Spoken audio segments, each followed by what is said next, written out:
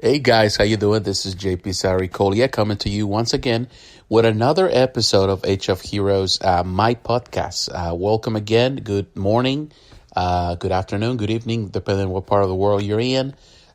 Just let's dive in. And today I want to talk about, again, in comics. And I want to talk about a subject that really, I've been thinking about it for a little bit. I've been thinking about it for a couple of weeks. And that's pretty much violence in comics. Is it good or bad? We love comics, and that's one of the main subjects and the main themes of this channel and my podcast is comics. Entertainment in general, but comics at the center stage is the most important part of it. As a comic book reader, as a comic book lover, anything that has to do with comics, whether it's video games, whether it's movies, I'm all for it. Now, a lot of people say that the comics are very violent. And a lot of people say that actually they're not really good examples for children or for people because of the level of violence. And some part of it, I can say that I do agree. I do agree up to a certain extent of the violence in comics. Now, for that also, we need to kind of retrace the steps back. We need to go back and look at the history of comics and the history of entertainment in general. Comics primarily, initially, were geared towards a male audience. Have always been geared towards a male audience. Yes, nowadays there is more females, but more women reading comics. Women have always read comics. It's something that is not unknown, but primarily, and the market and the pretty much everything, the promotions and everything, the creation of it, everything was geared primarily always towards a male audience. And the reason why is simple. And we have to go back to pretty much the beginning of all, the beginning of humanity. Men and women are different. We are different. Yes, we share a lot of things, similarities. We're human beings. We care. We need love. We need the same things that most people do. We need forgiveness. We need love. We need acceptance. We need recognition. We need all those things. But at the same time, even though we're very similar, we're also very, very, very different in our core elements, what makes us unique and different, men and women. And one thing about men is that we are very, very, very combative, by nature. We love to be combative. We love to be pretty much the hunters, the chasers. We love to be the organizers, the leaders. It's part of our nature. It's part of how we've been wired since creation, since the beginning of all. This is who we are as men. That doesn't mean that we are different or better than women. We are just different. Women are different. They have other things and core elements in their lives that are totally different than ours. That really makes them unique and different and sometimes better than us in some areas. In many areas, they're better than us. And in so many areas, we're better than them. But it's just because the way we've been created, the way we've been pretty much brought to and put in this earth and the functions that we follow. So we're different. But man, we're always combative. It's part of our nature. We're conquerors. We gatherers. We are hunters. We love to do all that. And of course, comics kind of touch that inner part of ourselves, that inner part of us, even as children, the imaginary world that we live in as kids, that we want to see a world where, the good people win, where the strong win, where, you can solve any problem by, bringing a superhero, a star, a person that can battle the bad guys, the thugs and win. And, that's part of that. It's part of our nature, and it's something marvelous about who we are, and it makes us different. As a nature, we're very combative. We love that. We love as kids. I do see that a lot with my nephew that comes here with us. We normally take care of him throughout the day, and he stays with us a lot. and the house. Normally I'm not here because I'm at work, but my wife spends times with him, but sometimes I get to see him. He loves superhero stories. He loves superheroes. He loves that. And he loves any stories about men. He loves men stuff, which is a subject, for another day where I'll talk about, I'll talk about the thing that sometimes the difference between men and women and how that affects comics and even the way we perceive comics. We'll talk about it in another day. But here I'm talking about, violence in comics. So because it's always been, comics, there's always been a level of violence because in many ways as man, we are a bit violent. We love the violence. We love to fight. We love to do this. If you look at the world, the history of the world, most wars that been started by men. I'm not saying here because I'm a feminist or, I'm trying to say that men are bad. No, it's just the nature of the story, the world, it's just the history of the world. Men are the ones, the leaders, and have always been the leaders, and we are the leaders for the most part in all parts of the world. History says that, and it's very clear, that, history has been, it's there and it's set on stone and it cannot be changed. And that's the way it is. And it's always been, because we like to conquer. We like to be ahead, of others. And when we feel disrespected, of course we react. So comics always had the level of violence. That's nothing new. It's always a little level of violence, from the moment that, Superman is hitting somebody in the face or Batman is hitting somebody on television, on the old series in the 60s. It's always been that level of violence, somebody punches somebody, that's violent. And that goes back to the cartoons. You see Tom and Jerry, you see all, the Looney Tunes, there's a level of violence in that and we rejoice on that. We love it. So there's always that level of violence in comics. And it's always been there. It's nothing new. However, violence has changed and has been twisted a little bit to the point where, the comics have become, not all, but the vast majority of comics have become extremely, extremely violent. And the thing is this, we love it for that. We love comics. We love comics because of that level of violence that has been pretty much revamped to a higher level. It's just the way it is, and going through that, of course, I'm really excited because Punisher is coming. Which is, it's just, it looks great and it's very good. I love the Netflix shows, but watching the show, watching the promos and of course the trailers, made me think about it, about the level of violence even more, about how we have come to love these superhero stories, particularly the violent superhero stories. We love the anti-heroes. So we love those that actually kill, that their response to everything is to kill. We love Wolverine. People love and praise Logan because the level of violence in Logan is above everything that was done before. We love Deadpool. The story of Deadpool has always been one. He's an anti-hero. He has done a lot of bad stuff, but we love him. And of course, the Punisher. We love the level of violence. We love the level of maturity on the Netflix shows because there's a level of violence. Sometimes people say, well, it's because it's more mature and we want mature content, which, I'm all for it. At the same time, violence is really there. Now, this is nothing new. This is not something new that happened with Punisher. It's not, something that has been done in recent times. It's something that from the beginning, when Punisher was introduced in Spider-Man, it's always that, he was a killer, and the thing is this, people loved them.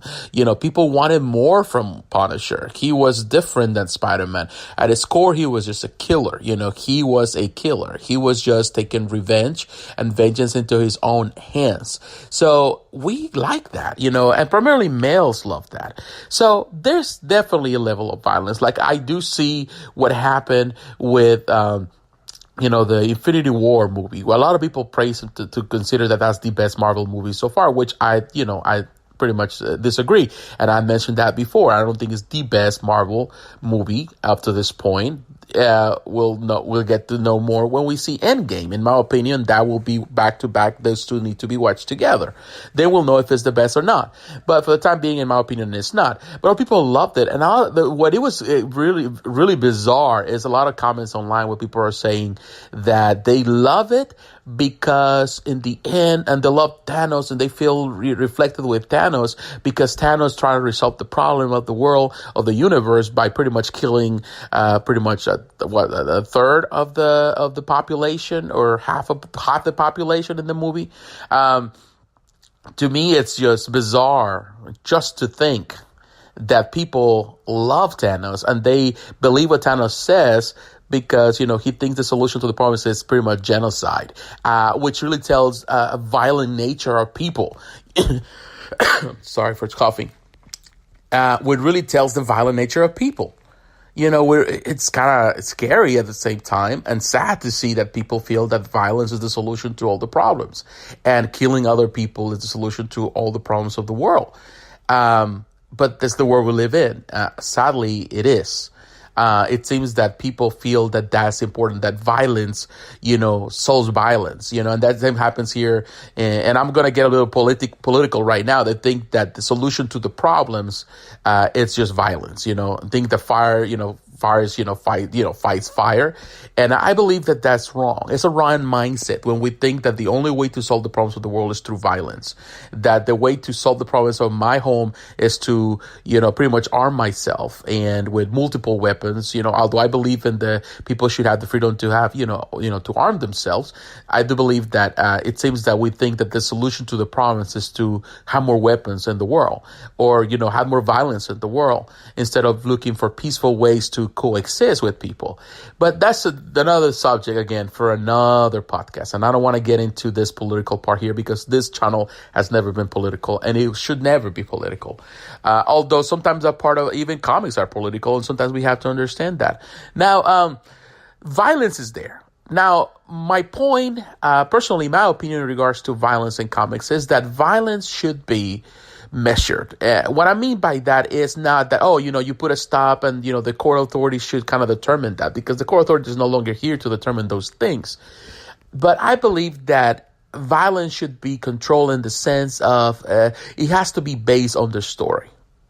What I mean by that, I think the stories should stand on their own merits and they should stand on their own creation, on their own basis, on their own core elements, on the elements that created that story or that character. What I mean by that, Superman was never created to be violent, for example. Superman is a believer. Superman is a person that has the strength of the world, is the most powerful man in the world, and perhaps one of the most powerful beings in the universe. He is powerful. He's strong, but at the same time, he never uses his force to become, to take over other people, he never takes advantage of it. And that's one of the beautiful things about Superman: his strength, but at the same time, his honor. Batman is a very strong man. He is a very wise. He's strong because he has prepared himself to become who he is, a warrior. And there's always a level of violence in his comics. But one of the great assets of Batman has always been the fact that no matter what, he never goes the extreme or goes the extra mile to take revenge into his own hands. That's what makes Batman unique. At least the Batman that I grew up with.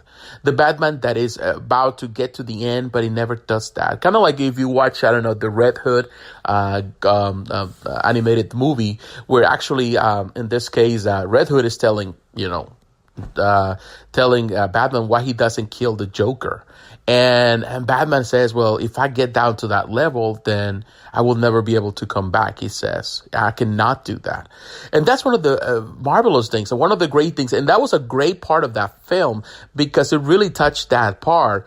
It really used that subject. Yeah, Batman lives in a very violent world, but he's never goes to that level. That's what makes that virtue of Batman, in this case of Bruce Wayne, makes him special and different than any other character. That's what makes him very unique. You see, Spider-Man, lives in a violent world, violent villains, super villains, but he never gets to that place of no return.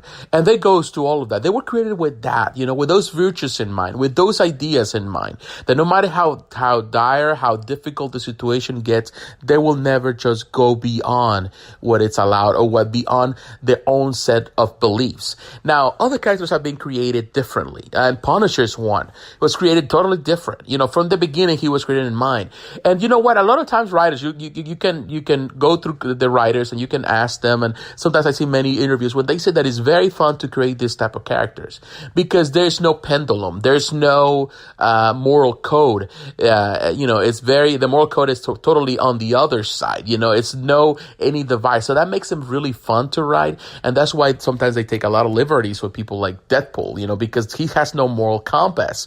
He does whatever he feels like it. And you can really write and make, a lot of fun stories or whatever stories you create because there's no divide.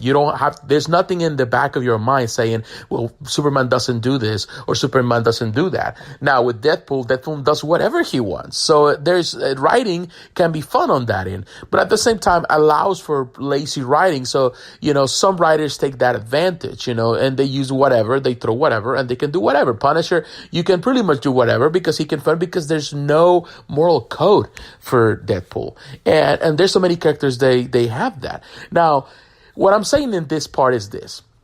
That yes, as long as the character is being created within a violence mindset or a violent stage, and he's surrounded by that violence and he operates within that violence, then it's, pretty much easy to really work around it and is really okay with those characters. Now, what I'm against, because I'm not saying that I'm against violence at all. I love violence. I love violent movies. I love violent, video games. I love shooters. I love that. I'm okay with all kind of stuff. Now, the thing is this. I do believe, and what I'm really against is when violence is introduced in characters or stories that violence should not be the center core. It not should be the main message. It should not be the element that really holds that story. Or makes that story unique. I feel that when you're changing that, when you're making characters like Batman to kill, or when you make Superman to kill, or when you make when you throw all this out the window, all the bylaws or rules, maybe on, hidden rules, or maybe, in this case, not seen rules, but they're not written in stone, but they're there, have always been there. Then you throw everything out the window and you change the story from the beginning, from the start. You change what makes that story unique or that character unique. I do believe that violence is part of our lives. I do believe that children, since they're born, that's their born nature, that's the innate nature to be, as kids, to be violent. We love violence. We love superhero because of that. We love, throw punches, as a kids, we love to do it. We love violent sports. We love that. We love the competition. It's part of the nature. However, I think comics should be careful not to only thinking that if you want to bring more mature content because that's what people want, you have to inject violence into everything as the main course, as the main element of the story. Because then the stories become dull, because there's no moral compass. There's no central message. And comics have always been about a message. Have always been. Since the beginning of time. Since they were created. Since the first comics came out. It was about giving message. It was entertainment, but with a message. And when the comics become entertainment, but lack the message, then they're dull and that's how they're lackluster and they lose the power they used to have. And that's what people move to other type of entertainment where they have that. And that's something that I do see nowadays, even with video games. I feel that sometimes video games, they have a message, they're violence, but there's also many of in this case, the best stories, they have a message. And that's good. And I see that with the movies. That's one of the reasons why I love Marvel movies. And that's the reason people love Marvel movies versus DC movies. And I think DC is changing now. We have seen that with, of course, Aquaman, that there is a message. But before that, it was just dull entertainment. There were some violent elements and that was it, but there was no main core or main message. But Marvel has always been created with that in mindset, which goes back to the beginning of comics. Pretty much as you create a movie, and in that movie, there's violent elements, there's this and that. But at the end of the day, in the center, at the middle, at the core of the movie is a message for everyone. And that's what comics should be all about. It's about the message. Now, If the movie or the character, I'm sorry, no, the movie, the comic or the character in the comics has been created with a mindset of violence, like Punisher, that was always the beginning. Punisher cannot be turned into I would say, a silly boy. He cannot be turned into someone that is just throwing flowers and peace and love. That's not Punisher. It's never been Punisher. Will never be Punisher. Doesn't mean that you lowered some of those levels. I think characters like Punisher need to exist, and their stories are important because Punisher has a story, a main core elements also in his story, but he has been created with totally different in the spectrum than any other characters like Spider-Man or some other characters that are good in nature like the Fantastic Four.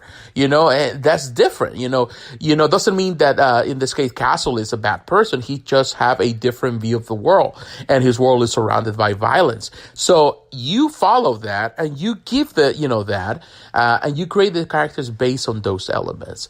In conclusion, I'm bringing this all to a final end, and I'm gonna put a happy bow, a nice bow, so you can go home and do whatever you need to do. I'm not against violence. I think violence is part of comics. I've always been part of comics. However, I feel that sometimes comics go overboard, writers go overboard, publishers go overboard with the violent level just to keep people entertained, primarily the older audience, but not necessarily the younger audience, and not necessarily even some of the older audience. So you feel that they do that because they feel that we live in a violent world, people love violence, and violence sells. But at the same time, what they do is just they do and give more of the same. In order to be, to have a successful business, you have to be unique. And comics need to be unique. And one of the great elements of the comics for the longest time, it was a sense of virtue in comics. As a kid growing up reading comics was an escape from the reality of the world. But at the same time, it was a place where you find people that felt the same way you felt. There's always been bullets in the world. There's always been violence in the world. There's always been pain in the world. But when you read comics, I find someone that felt the same way as I did, looking at the pain of the world, looking at the suffering of the world, looking at the bullies of the world. I always felt connected with them. I felt connected with Spider-Man. I felt connected with Batman. I felt connected with them. Yes, there were characters like Venom, characters like Punisher. They were different in a different spectrum of things. They were fun too at the same time. They also had moral battles in their mind, moral challenges. But at the ultimate story, the main story was always the center stage. There was always a moral compass that dictate how things were determined, how things would go unfold in the stories or for the lives of these characters. Something that we don't see anymore. It seems that nowadays is you throw everything out the window. You make characters totally different. You make it more violent than they were ever were. And you assume that with that, people will be satisfied. The problem is that you can read the stories and you are like, whatever. You just simply toss it out and just wait for the next rerun or whatever. Because the bottom line is that the stories are not changing subject, are not making first of all, I'm not honoring the characters of the stories and the writers that wrote the first stories, but also it's just throwing everything that we know out the window just for the wow factor. And that doesn't even sell well. You're just trying to compete with everything else out there that it just throws the same level of violence. Comics trying to compete with movies or video games. You're never going to win. You're never going to win that battle because those are now the entertainment mediums that are more powerful and they have more viewers and more people following because they're easier to connect or easier to find anywhere than comic book. So you have to be unique. And you have to go back, in that case, if you have to be unique, you probably need to go back to what really makes comics lovable and enjoyable in the first place. Maybe it needs to go back to the same principles to cater not only to one single group of people, but cater to more people. And, creating stories that are, memorable. And not only that, just creating new characters that are memorable. And I believe in my heart, and I believe it, that we'll get to see more comics for years to come without a problem. But what do you think? Do you like violence in your comics? Do you care about violence? Do you think the comics are too violent? Do you think the comics are just a reflection of today's world? I would like to hear your opinion. Please share your thoughts. And once again, thanks for listening to the podcast. If you're watching this on YouTube, please like, comment, and subscribe. Don't forget to hit the notification button, the little bell, so you're reminded of the videos. If you listen to the podcast through the different apps, iTunes, Stitcher, Spreaker. Please, share that, download, follow in this case, the podcast. Become a subscriber, share that podcast with your friends. You can, pretty much share it through your Facebook, through anywhere, Twitter, anywhere. Just send it as an email to your friends, so we can become more people can listen to what I have to say. And if you are considering or you're thinking of supporting this channel, you can also do it financially. You can do that through my Patreon account. Anything you can do to support this vision of mine will really help out. So once again, thanks for listening and God bless you. I'll talk to you again. Bye-bye.